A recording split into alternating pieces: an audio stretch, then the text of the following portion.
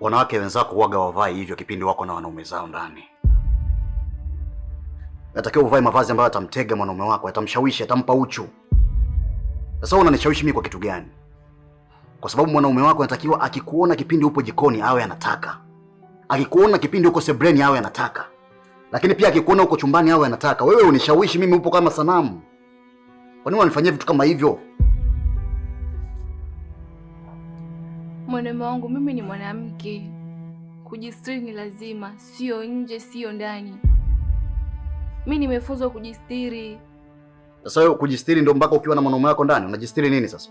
Kuna kipi ambacho hapo mimi naweza nikakitamani sasa nakwambia mke wangu nahitaji sasa nina hamu sasa?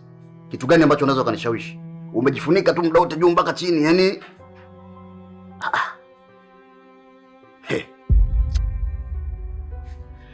Mume wangu unataka nivaaje? Pia unavaa vichupi, sometimes vibikini. Unapita hapa moja moja unatingisha. Wewe unanishawishi. Astaghfirullah. Astaghfirullah ndio nini sasa?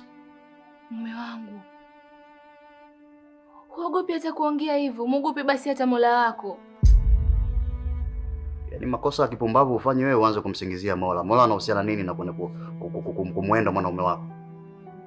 Mume wangu, hizo nguo unazotaka wewe nivae ni mara 100 nikakuvalia chumbani, lakini si hapa.